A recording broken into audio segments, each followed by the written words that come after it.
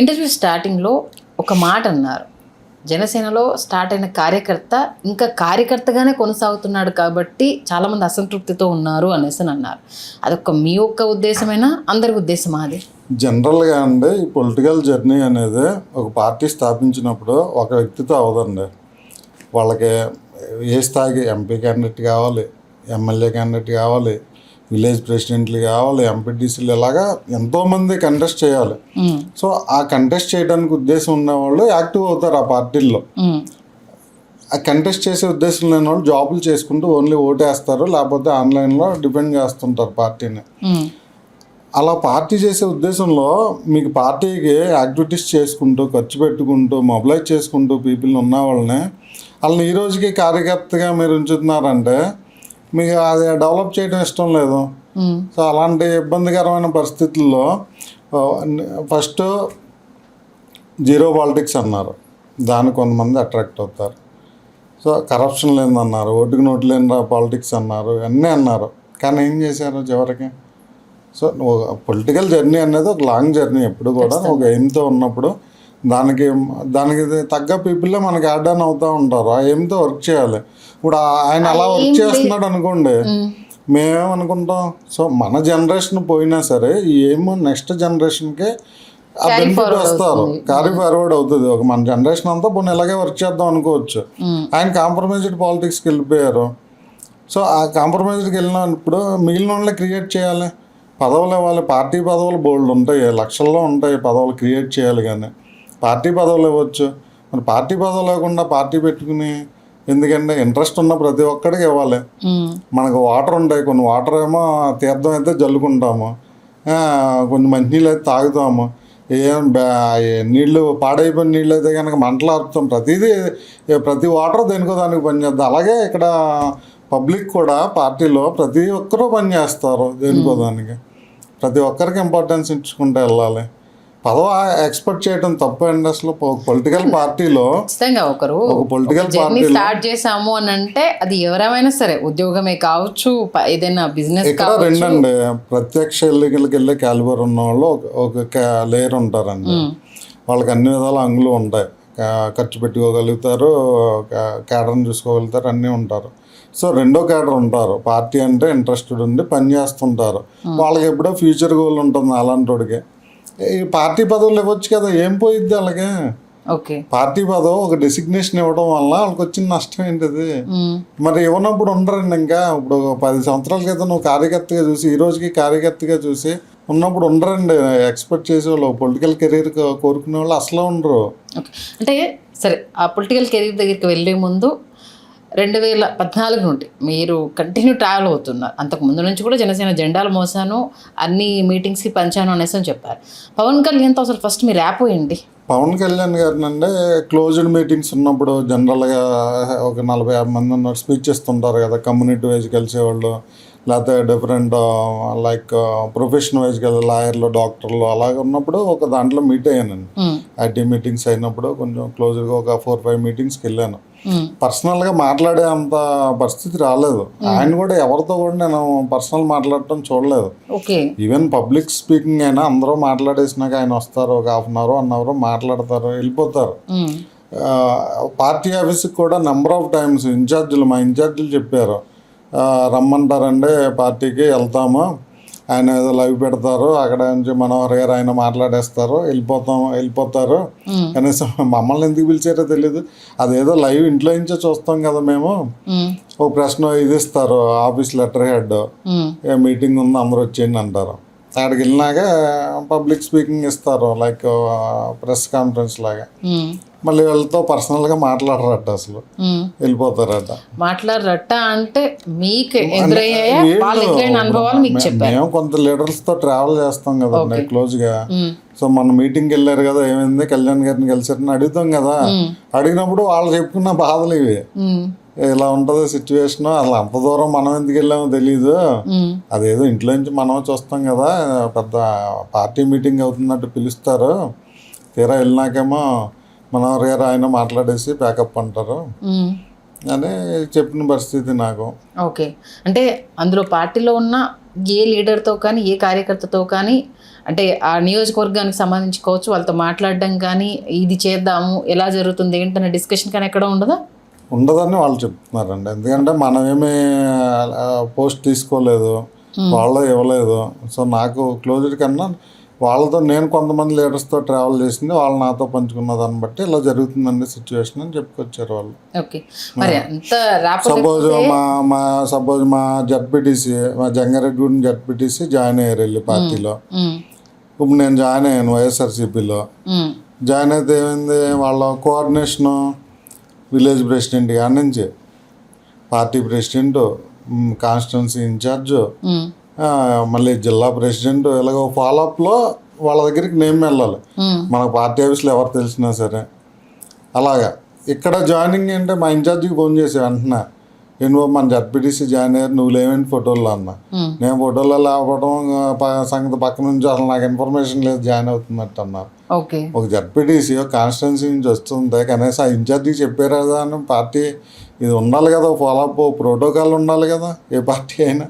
వేరే ప్రోటోకాల్ ఉండాలి కానీ మీరు అంటున్నారు 2024లో స్ట్రైక్ రేట్ 100% జనసేనకు ఉంది కదా, మరి దీని గురించి ఏమంటారు? ఇది అండి ఇక అన్నీ కలిసి వచ్చినాయండి. అయితే వాస్తవానికి నేను ఒక వైఎస్ఆర్సీలో జాయిన్ అయ్యానని చెప్పట్లేదు, కానీ అంత బ్యాడ్ పరిపాలన అయితే ఆయన ఇవ్వలేదు.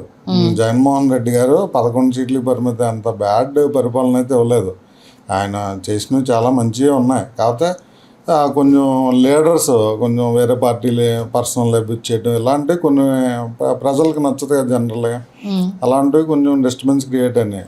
వర్క్ పరంగా అయితే చాలా మంచి పనులు చేశారు. ఈ 21 గెలవడానికి కారణం ఏంటంటే 3 పార్టీలు కలిసినాయి. So electioneering central government support ఇచ్చింది. ఎలక్షన్ కావాల్సిన ఫండింగ్ అంతా వీళ్ళకి ఎలక్షనీరింగ్ అంటే ఫుల్ ఐడియా ఉంది కాబట్టి టీడీపీ వాళ్ళకి ఎలా చేయొచ్చు అన్నీ చేశారు. సో జనసేనలో యువత ఉన్నారు, యువత హార్డ్లీ వర్క్ చేశారు అందరూ. ఇక అన్ని ఫ్యాక్టర్స్ కలిసి వచ్చి మెజార్టీ సీట్లు వాళ్ళు గెలుచుకోవడానికి అవి కొంచెం దోహదపడ్డాయి అన్నీ కలిసి. ఎందుకంటే మొన్నటి వరకు కూడా మీరు ఎక్కడ దానికి సంబంధించి ఏది మాట్లాడలేదు, అలా సడన్గా వైఎస్ఆర్సీపీకి వెళ్ళిపోయారు. ఇప్పుడు కారణాలు వెతుక్కుంటున్నారు అని అంటే ఏమంటారు? ఎక్కడన్నా అంటే మనం ఒక పార్టీకి పనిచేస్తున్నప్పుడు ఆ పార్టీ పాజిటివ్స్ని మనం ప్రొజెక్ట్ చేసుకోవాలి. ఎవరైనా సరే, నేనే కాదు ఎవరైనా, వేరే పార్టీల్లో నెగిటివ్స్నే మనం చూపిస్తుండాలి. సహజంగా చేయాల్సిన పని అది. అది పర్సనల్ అబ్యూస్కి వెళ్ళక్కర్లేదు, ఇంకొక రకంగా డిగ్రేడ్ చేయక్కర్లేదు. సో కొన్ని మనం ఇలా చేసుకోగలిగితే పార్టీకి మనం వర్క్ చేసినట్టు. సో నేను ఎక్కడ ఉంటే ఆ పార్టీకి వర్క్ చేస్తాను ఆనెస్ట్గా. గత 10 సంవత్సరాలు అందులో ఉన్న ఆనెస్ట్గా అలాగే వర్క్ చేసాం. ఆయన ఏ పార్టీకి ఓటు వేయమంటే ఆ పార్టీకి అండవా కప్పుకున్నాం. ఆ లీడర్స్తో కరిగి తిరిగి అన్నీ చేసాం. ఇక నచ్చలేదు, వీఆర్ అగైనెస్ట్ టీడీపీ అండి. సో కంప్లీట్ ఇక మేము 15 సంవత్సరాలు ట్రావెల్ చేయండి. అగెనెస్ట్ టీడీపీ క్యాడర్ ఉంది, సంతృప్తిగా లేదు. ఎందుకంటే మీరే అన్నారు చాలా మంది వ్యతిరేకత ఉంది అన్నప్పుడు ఎందుకు వాళ్ళందరినీ ఏకతాటిపైకి నా క్వశ్చన్ కాదు, ఏకతాటిపైకి వాళ్ళందరినీ కూడగట్టలేకపోయారు? అధినేత వరకు ఈ సమస్యలు, ఎందుకంటే ప్రశ్నించే గొంతుక అనేది జనసేన పార్టీ నైజం. మరి మీ గొంతులు అక్కడ వినిపించలేనప్పుడు మీరందరూ ఎందుకు ఏకతాటిపైకి అప్పుడే రాలేకపోయారు? అసలు పార్టీలు అండి వాళ్ళ ఎలక్షన్ విధానంలో వాళ్ళ అవసరాలను బట్టి కొన్ని డెసిషన్లు తీసుకుంటాయి. అలాగే ఆయన ఇప్పుడు వరకు డైరెక్ట్ విన్ అయింది లేదు 19లో. సో ఆయనకు ఒక ప్లాట్ఫామ్ కావాలి, సరే ఒక స్టెప్ తీసుకున్నారని అంతా భావించాం, వర్క్ చేసాం. సో అంతా విన్ అయ్యారు. ఈ 2 సంవత్సరాలు చూస్తే గతంకి ఇప్పటికి డిఫరెన్స్ ఏముందండి అసలు? గత పరిపాలనకి ఇప్పటికి డిఫరెన్స్ ఏముంది? ఏమీ లేదు. నువ్వేం చెప్పి జనరల్గా ఏం జరుగుతుందంటే కళ్యాణ్ గారికి హై ప్రయారిటీ ఇస్తున్నారు. చంద్రబాబు గారిని అయినా సరిగ్గా రిసీవ్ చేసుకుంటున్నారో లేదో కానీ అధికారులు కళ్యాణ్ గారికి అంత ప్రయారిటీ ఇస్తున్నారు. సో ఆయన ఏంటంటే ఆ సాటిస్ఫాక్షన్లో ఆయన ఉన్నారు. కింద క్యాడర్ని మాత్రం బీభత్సంగా ఇబ్బంది పెట్టడం, అసలు టీడీపీ పార్టీ వాళ్ళు పట్టించుకోపోవడం, ఏదన్నా ఒక పోస్ట్ ఇవ్వమంటే ఇవ్వకపోవడం, అసలు ఎవరన్నా ఇతను ఎలక్షన్కి పనిచేస్తున్నాడంటే కనుక అతన్ని ఏదో రకంగా ఇబ్బంది పెడుతున్నారు, కేసులు పెట్టడం, లేకపోతే ఆర్థికంగా ఇబ్బంది పెట్టడం, ఇవన్నీ చేసి ఈ ఇబ్బందులు కింద లెవెల్లో జరుగుతున్నాయండి. కళ్యాణ్ గారికేమో హై ప్రయారిటీ ఇస్తున్నారు. సో అది కింద క్యాడర్ మాత్రం చాలా డిసప్పాయింట్గా ఉంటున్నారు. సో ఇలాగే ఉంటే కనుక నాలాగానే నెంబర్ ఆఫ్ జన సైనిక్స్ పార్టీ మారటానికి ఎలాంటి ఆలోచన ఉండదు. కంపల్సరీ పార్టీ మారిపోతారు ఎలక్షన్ బిఫోర్. ఏ శక్తులు పనిచేస్తున్నాయి, ఎందుకంటే బయటకు వచ్చేసారు కాబట్టి ఖచ్చితంగా ఇప్పుడన్నా మీరు గొంతు విప్పాల్సిన అవసరం ఉంది. ఎందుకంటే మీలాగా కష్టపడ్డ వాళ్ళు పదవి అనుభవించాల్సిన పరిస్థితి నుంచి బయటకు వస్తున్నారు కాబట్టి ఎవరు అడ్డుపడుతున్నారు, ఎందుకంటే ఇప్పుడన్నా మీరు ధైర్యంగా అది చెప్పగలుగుతారా పేర్లు, వీళ్ళు అక్కడ దాకా వెళ్ళనివ్వట్లేదు, ఆయనను అక్కడికే పరిమితం చేస్తున్నారు, కింద మేము చూసుకుంటాము అనేసని మీలాగా ఇబ్బంది పడుతున్న చాలామంది ఉన్నారు కాబట్టి చాలామంది గొంతుగా మీరు నిజాలు బయటపెట్టే అవకాశం ఉందా? యాక్చువల్గా ఇందులో ఎవరో కల్ప్రిట్ కాదండి. ప్లీజ్ నేను అనుకోవడం నేను ఓపెన్ చెప్తున్నా మీకు. వేసుకోకుండా ఇప్పుడు మీరు అన్నారు 12 సంవత్సరాలు పార్టీ లేదు, మీకు ఓపెన్ చెప్తున్నాను, నన్ను మాట్లాడలేదు అంతే. నేను జెండా మోసారు, ఆ జెండా మోసిన దగ్గర నుండి ఇప్పటి వరకు ఈ పొజిషన్కి రావడం అంటే మామూలు విషయం కాదు. ఎందుకంటే ఎంతో బాధతో మీరు బయటకు వచ్చారు కాబట్టి మీలాంటి వాయిస్ అక్కడ వినిపించలేని వాళ్ళది గొంతుగా మీరు అవ్వాలనుకుంటున్నారు కాబట్టి అదే నేను చెప్తున్నాను. నేను కంప్లీట్ కాకుండానే మీరు మళ్ళీ మాట్లాడారు. అయితే ఇది ఎవరో కల్ప్రిట్ కాదు. కింద నాకున్న డౌట్ డైరెక్ట్ కళ్యాణ్ గారి మీద నాకు డౌట్ ఉంది.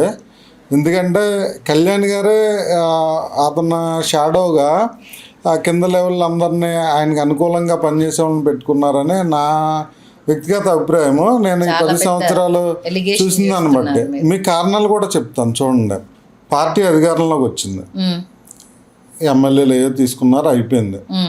నామినేటెడ్ పోస్టులు మనకు 30% వస్తాయని చెప్పి కళ్యాణ్ గారే చెప్పారు. తర్వాత మీ మనసులో ఏదుందో అది నెరవేరుస్తా అని చెప్పారు. మా మనసులో ప్రత్యేకంగా కాపుల మనసులో ఏముందంటే అండి, ఇప్పుడు వరకు ఎవరు మన సీఎం కాలేదు, సో అవ్వాలని ప్రతి ఒక్కళ్ళ మనసులో ఉంది. సో దాన్ని రిప్రజెంట్ చేస్తున్న ఆయన మీ మనసులో ఉంది, నేను నెరవేరుస్తానని చెప్పారు. ఏమనుకుంటాం అందరం? సీఎం ఇతను కూటమికి వెళ్తున్నారంటే సో సమ్ అగ్రిమెంట్ చంద్రబాబుతో ఒక 6 నెలల్లో 1 year 2 years తీసుకున్నారు అనుకుంటాం కదా. ఓకే, సో అక్కడ తీసుకోలేదు. ఇప్పుడు అలాంటి డిస్కషనే ఎక్కడ జరగట్లేదు. First thing. తర్వాత ఈ 30% నామినేటెడ్ పోస్టులు అన్నారు. 30%లో వాళ్ళు 10 to 12% మాత్రమే ఇస్తున్నారు. అది కూడా ఇంతకుముందు డైరెక్టర్లో 12 మంది ఉండేవారు ఒక్కొక్క కార్పొరేషన్, ఇప్పుడు 15 మంది చేశారు. 12 టీడీపీ వాళ్ళే పాతది ఉన్నట్టు, పెంచిన 3 మాత్రం ఒక 2 జనసేన, ఒక బీజేపీ, ఇలాగా డైరెక్టర్లు. కొన్ని కార్పొరేషన్ చైర్మన్లు వచ్చినాయి. చైర్మన్ పదవిలో ఈయనతో కలిసి చాలామంది పనిచేశారు, చాలామంది కంటెస్ట్ చేశారు లాస్ట్ ఎలక్షన్. వాళ్ళ ఎవరికి చైర్మన్ పోస్టులు రాలేదు. ఈయన ఆఫీస్లో ఎవరైతే శాలరీడ్ ఎంప్లాయీస్ ఉన్నారో అలా ఎంప్లాయీస్కి మాత్రమే ఈ చైర్మన్ పోస్టులు కానీ అన్నీ ఇచ్చారు. మీరు చూసుకోండి, 2 ఎమ్మెల్సీలు వచ్చినాయి, ఎవరికి ఇచ్చారు? 3 తిరుపతి డైరెక్టర్లు వచ్చినాయి, తిరుపతి దాంట్లో బోర్డు మెంబర్స్, పేర్లతో సహా అవి ఎవరికి ఇచ్చారు? పార్టీ ఆఫీస్లో వాళ్ళకి ఇచ్చారు, ఆయనతో తిరిగే వాళ్ళకి ఇచ్చారు. చైర్మన్లు వచ్చినాయి, పార్టీ ఆఫీస్లో శాలరీగా ఉండే ప్రతి ఎంప్లాయీనే చైర్మన్ చేశారు. వాస్తవానికి గ్రౌండ్ లెవెల్లో ఎవరైతే క్యాలిబర్ ఉన్న నాయకులు ఉన్నారో, డిఎంఆర్ శేఖర్ గారు ఉన్నారు, పెంటపాటి పుల్లారావు గారు ఉన్నారు, పెంటపాటి ఉన్నారు. ఆయన పెంటపాటే మాకు ఏలూరు ఎంపీకి చేసి కంటెస్ట్ చేశారు. సో చాలామంది రిటైర్డ్ ఐఏఎస్లో గతంలో పోటీ చేసిన వాళ్ళు ఉన్నారు. యంగ్ లీడర్స్ ఇప్పుడు సందీప్ పంచగర్లో ఉన్నాడు, ప్రియా సౌజన్య, స్వరూప, పత్తి చంద్రశేఖర్ గారు, ఇంకా చిలక మధుసూదన్ గారు, ఇలా నెంబర్ ఆఫ్ లీడర్స్ ఉన్నారండి. వాళ్ళకి కార్పొరేషన్ చైర్మన్లు ఇవ్వచ్చు, చైర్మన్లు ఇవ్వలేదు. పండిత్ మల్హోత్రా ఉన్నాడు, ఇలా చాలా మంది ఉన్నారు కంటెస్ట్ చేసిన వాళ్ళు. వీళ్ళకి డైరెక్టర్లు ఇచ్చారు. అవి కూడా డైరెక్టర్లే. మీకు చెప్పాను కదా, 12 ఉంటే దాన్ని పెంచి ప్రతి కార్పొరేషన్లో 2 జనసేనకి ఇచ్చారు. దాంట్లో వీళ్ళందరినీ పెట్టారు. దానికన్నా కూడా వీళ్ళకి ఎప్పుడు గౌరవం తెలుసండి, వీళ్ళని ఒక కాన్స్టిట్యున్సీ ఇన్ఛార్జీలుగా ఇచ్చినప్పుడు, వాళ్ళని ఒక లీడర్లుగా నువ్వు ప్రమోట్ చేస్తున్నప్పుడు వాళ్ళకి గౌరవం ఇచ్చినట్టు. ఇప్పుడు ఈ డైరెక్టర్లో చెప్పుకోవడానికి కూడా కొంతమంది ఐటీ ఎంప్లాయీస్ ఉన్నారండి. ఇందులో ఏదో అయిపోతుందని వాళ్ళ కెరీర్ జాబ్ వదిలేసి జాయిన్ అయ్యారు. వాళ్ళ 1,00,000 అబౌవ్ శాలరీస్ ఉంటే ఇప్పుడు ఇది 20,000 జీతం అంటే డైరెక్టర్లో. ఖాళీగా తిరిగోడు ఎవడన్నా ఏదన్నా అంటే దాన్ని పొంచి చేసి చేస్తున్నారు. ఒక లీడర్ డైరెక్టర్గా ఎలా వెళ్తారండి? అలాంటి లీడర్లు అందరినీ ఈయన ఇది పెట్టారు. తర్వాత మళ్ళీ కింద నీటి సంఘాలని, సో సొసైటీ డైరెక్టర్లు అనేవి అరౌండ్ 3,000 పోస్టులు జనసేనకి ఇచ్చారు. దానికి ₹1 కూడా జీతం ఉండదు, ఓకే. జస్ట్ గౌరవప్రదం అంతే. వార్డు మెంబర్ బెస్ట్ ఆ పోస్టుల కన్నా. సో అలాంటి పోస్టులన్నిటిని ఒక పదవి బాధ్యత అని చెప్పి ఒక ప్రోగ్రాం చేశారు పార్టీ ఆఫీస్లో. కళ్యాణ్ గారు అధ్యక్షత తీసుకుని ల్యాండ్ సెటిల్మెంట్లు చేయొద్దు అంటున్నారు వాళ్ళని. వాళ్ళేం వార్డు మెంబర్ వాల్యూ కూడా కాదండి అవి ఆ పోస్టులు. వాళ్ళేం ల్యాండ్ సెటిల్మెంట్లు చేస్తారు. మీరు ఇంకా లాస్ట్ గవర్నమెంట్ అప్పుడు ఈయన 2019 ముందు అన్ని వేల ఎకరాలు అవసరం లేదన్నారు. మలేషియా అన్ని వేల ఎకరాలు ఉంది, సింగపూర్ అన్ని వేల ఎకరాలు ఉందని కళ్యాణ్ గారు చెప్పారు. ఇప్పుడు ఆయన గవర్నమెంట్ పార్ట్ ఆఫ్ గవర్నమెంట్ ఉన్నారు. ఇప్పుడు ఇంకా మళ్ళీ సెకండ్ ల్యాండ్ పూలింగ్ అంటున్నారు, ఇంకొక 20,000 ఎకరాల పైన. సో మళ్ళీ 1,750 కోట్లు పెట్టి ఎన్టీఆర్ స్టాట్యూ పెడతాం అంటున్నారు. సో ఇలాంటి యాక్టివిటీస్ అన్నీ ఆయన కూడా దానికి అగ్రీ చెప్పారు. సో అదే తర్వాత ఓకే అయింది, మినిస్టర్లు అందరూ ఓకే చేసినాకే అంటున్నారు. ఇంత వాళ్ళకి సపోర్ట్ చేస్తున్నారు ఇలాంటి కార్యక్రమాలకి అని. పార్టీ పదవులు చూసుకోండి ఇలా వెళ్తున్నాయి. అంటే కీ రోల్ పోస్టులు ఏమున్నాయండి వాటిలో అంత ల్యాండ్ సెటిల్మెంట్ చేసి. సో ఇవన్నీ ఎవరు చేస్తున్నారు? పార్టీ అధ్యక్షుడే చేస్తారు. ఇప్పుడు నేను ఒక కంపెనీ ఓనర్నండి, నాకు కింద ఎంప్లాయీస్ నన్ను దాటి ఏం వర్క్ చేస్తారు వాళ్ళు? అందరూ ఏంటంటే ఎవరినో తిట్టుకుంటారు, హరిప్రసాద్ గారినో మనోహర్ గారినో. కానీ ఈ ఎంటైర్ జర్నీలో, పొలిటికల్ జర్నీలో కళ్యాణ్ గారే కరెక్ట్గా లేరేమో అని నా ఉద్దేశం. అంటే ఆయన పార్టీని డెవలప్ చేయాలనుకుంటారు కానీ ఆయన కూడదోసుకోవాలని అనుకోరు కదా. మరి కళ్యాణ్ కరెక్ట్ లేరు అనడానికి ఇప్పుడు బయటికి వస్తూ ఇప్పుడు హరిప్రసాద్ గారు కావచ్చు, మనోహర్ గారు కావచ్చు, ఇలా చాలామందికి పదవులు ఇచ్చారు. చూస్తున్నప్పుడు చూసే వాళ్ళకి ఏమంటుంది, ఆయన వింటున్నారు కాబట్టి వాళ్ళందరినీ ఆయన పట్టించుకున్నారన్న కాన్సెప్ట్ ఉంటుంది తప్పితే వీళ్ళు గోడ కడుతున్నారనేది బయట పోర్ట్రేట్ అవుతుంది. మీరేమో అసలు పవన్ కళ్యాణ్ గారే అందరికీ గోడ కడుతున్నారు అనేసి మీరు అంటున్నారు. రెండు స్టేట్మెంట్ చాలా డిఫరెంట్గా ఉన్నాయి. మరి అంటే మీకు కొన్ని ఎగ్జాంపుల్స్ చెప్తాను. 2014లో ఆయన పార్టీ పెట్టారు. అప్పటికి పిఆర్పి మెర్జ్ అయిపోయింది కాంగ్రెస్లో. సో వీళ్ళ వర్గం అంతా అందులో జాయిన్ అయిపోయారు.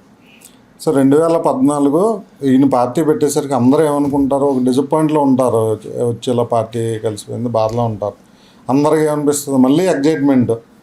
దెబ్బతిన్నాం కాబట్టి ఇతను కసిగా ఉన్నాడు, చెగువేరా అంటారు, భగత్ సింగ్ అంటారు, ఇవన్నీ చెప్తారు కదా మనకి. సో ఆ భావాలు ఉన్న వాళ్ళందరూ సో మళ్ళీ అందరు జాయిన్ అయ్యారు. యువత జాయిన్ అయ్యారు ఎక్స్క్లూజివ్గా. ఏం చేశారు, అసలు ఎలక్షన్కి వెళ్లకుండా, కొన్ని సీట్లు కూడా తీసుకోకుండా రాష్ట్ర వ్యాప్తంగా కళ్యాణ్ గారికి సపోర్ట్గా కళ్యాణ్ గారు తిరిగారు, చంద్రబాబు గారికి సపోర్ట్ చేస్తూ. తర్వాత మళ్ళీ ముద్రగడ్డ గారి కాపు యుద్ధం వచ్చింది. అప్పుడు కాపు యువత అంతా అనేక రకాల కేసులు పెట్టించుకుని, చిన్న రోడ్డు బ్లాక్ చేసినా సరే కేసులు పెట్టారు. సో డిఫర్ అయ్యి ఎగైనెస్ట్ టీడీపీ ఉన్నారు. ఆ టైంలో కళ్యాణ్ గారు కూడా మళ్ళీ ఎగైనెస్ట్ టీడీపీ వచ్చారు. వీళ్ళిద్దరూ ఎగైనెస్ట్ అవడమే కాదు, వీళ్ళిద్దరికి ఉన్న కూటమిగా ఉన్న బీజేపీ పార్టీకి కూడా వీళ్ళిద్దరూ ఎగైనెస్ట్ వచ్చారు. అటు టీడీపీ డిఫర్ అయింది బీజేపీతో, ఇటు కళ్యాణ్ గారు కూడా పాచిపోయిన లడ్డూలు, ప్రత్యేక హోదా మీద ఉద్యమం చేస్తానని ఈయన మీటింగ్లు పెట్టారు. బీజేపీ పార్టీకి రెండు డిఫర్ అయినాయి. వీళ్ళిద్దరూ కావాలనే డిఫర్ అయ్యారు, దూరం జరిగారు. 2019 ఎలక్షన్కి వెళ్ళారు. 2019లో అనేక మంది చెప్తా ఉన్నారు, మా బీఫామ్లన్నీ మా పార్టీ నుంచి ఇచ్చాము అని చాలామంది లీడర్లు, టీడీపీ లీడర్లు బహిరంగంగా చెప్పడం జరిగింది. వెక్స్ అయిపోయి టీడీపీ మీద వెక్సే, జనసేన మీద వెక్సే చెప్పారు. మా వరకు మాకు ఈ పుల్లారావు గారు అని ఏలూరు ఎంపీ అభ్యర్థిగా పోటీ చేశారు. ఆయన సామాజికవేత్త, వాళ్ళ మిస్సెస్ ఏదో సెంట్రల్ గవర్నమెంట్ సీనియర్ పొజిషను. ఆయనకి ఎంపీ క్యాండిడేట్ ఇచ్చారు ఏలూరుకి. మేము వెళ్ళాం ఆయన కలవటానికి ఇంటికి. వెళ్ళిన తర్వాత, సార్ మీరు పార్టీలో ఎక్కడ యాక్టివ్గా వర్క్ చేసింది లేదు, అయినా గ్రేట్ సార్ మీరు ఎంపీ టికెట్ తెచ్చుకున్నారు అని చెప్పి అప్రిషియేట్ చేసాం. చెప్తే ఆయన నవ్వుతూ, నేను బీఫామ్ తీసుకోవటాకే ఫస్ట్ టైం కళ్యాణ్ గెలిచాను, ట్విట్టర్లో ఇన్వైట్ చేశారట ఈయన కళ్యాణ్ గారు. ట్విట్టర్ పోస్ట్, సార్ పుల్లారావు గారు మీలాంటి వాళ్ళు వచ్చి పార్టీలో ఉంటే కంటెస్ట్ చేస్తే బాగుంటుందని. సో ఈయన ట్విట్టర్లోనే ఆయన అభిప్రాయం చెప్పాడట. Okay sir, thank you, will work together అన్నట్టు. ఆయనకి ఎంపీ బీఫామ్ ఇచ్చారు. ఇంకా కాన్స్టిట్యున్సీలో నీకోసం గొడవలు దించుకున్న వాళ్ళు ఎవరు లేరా? సెలక్షన్ అంతా ఈందే అంటారు, కంప్లీట్ సెలక్షన్ అంతా పవన్ కళ్యాణ్ గారు ఆయనదే కదండి. ఈ మధ్యన ఒక అశోక్ అని చెప్పి TV9 యాంకర్ ఎక్స్, ఇప్పుడు అతను ఓన్గా వీడియోలు చేస్తున్నారు. ఆయన ఒక పోస్ట్ పెట్టాడు, నన్ను కళ్యాణ్ గారు ఇలా ఆహ్వానించారు, పిలిచారు. అవును. పిలిచారు, నేను వెళ్ళలేదు తర్వాత అని తన అభిప్రాయం పెట్టాడు. ఇవన్నీ చూస్తే ఏమవుతుందంటే నువ్వు పార్టీ నీ కోసం పనిచేసిన వాళ్ళని ఎవరో నువ్వు ఎంకరేజ్ చేయలేదు. నువ్వు ఎవరిని పిలిచారు? జనాల్లో ఓట్లు గ్రాప్ చేయగలిగిన వాళ్ళని వాళ్ళని అప్పుడు పిలిచి అప్పుడు బీఫామ్లు ఇచ్చారు.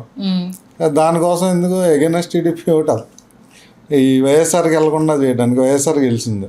సో అయిపోయినాక మళ్ళీ పార్టీని బలపరుచుకోవాలి కదా. ఎప్పుడో మీటింగ్ జరిగింది. ఆ మీటింగ్లో ఏం చెప్పారు ఆయన? ఓటు చేయాలని ఉన్నాం అంటే ఓపెన్ అయిపోయారు. ఇక మేము కలిసి వెళ్ళబోతున్నాం నెక్స్ట్ ఎలక్షన్ అని చెప్పి ఓపెన్ అయిపోయారు. అందరూ డెఫర్ అయ్యారు, ఇన్ని సీట్లు కావాలన్నారు. సో ఎక్కడికక్కడ ఆయన జనసేన కార్యకర్తలను కొంచెం కన్విన్స్ చేసుకుంటూ వచ్చారు ఆయన పదజాలంతో, మాట విధానంతో. సో ఈ జర్నీలో ఇవన్నీ చూస్తే ఇప్పుడు ఇంకా డిఫర్ అవడానికి లేదు ఈ రెండు పార్టీలు. టీడీపీ కానీ జనసేన కానీ డిఫర్ అవడే సిచ్యువేషన్ లేదు, చెప్పలేరు కూడా. ప్రజలు కూడా కన్విన్స్ కారు. ఇక రెండు కలిసి జర్నీ చేసి మెర్జ్ అయిపోవడం బెటర్ అని నా ఉద్దేశం. ఇప్పుడు సో ఇంకా 15 సంవత్సరాలు కలిసి ట్రావెల్ చేస్తా అంటున్నారు. సో ఈ 15 సంవత్సరాల ట్రావెల్లో ఇక నీకో నాకో ఇలాంటి చిన్న మధ్య తరగతి వాళ్ళకి ఇక అవకాశాలు క్రియేట్ కావు. సో ఇక మన చెప్తున్నారు ఆ విషయాన్ని ప్రేక్షకులు చెప్తున్నాను. సో అవకాశాలు ఉండవు ఇక.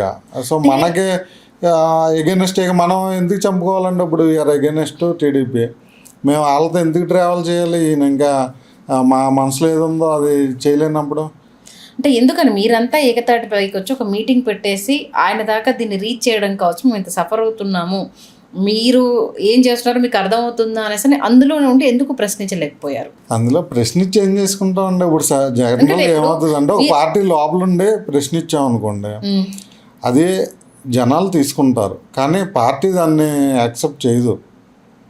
పార్టీ యాక్సెప్ట్ చేసే పరిస్థితిలో ఉంది. మీరు మంచి మాట చెప్పారు, జనాలు తీసుకుంటారు అంటే అందులో ఉన్న మీలా కష్టపడ్డే కార్యకర్తకు ఆ ప్రశ్నించే తత్వము ఏం నష్టపోతున్నాడు దీనికి సంబంధించి నువ్వు పునరాలోచించుకోవాల్సిన అవసరం వచ్చింది.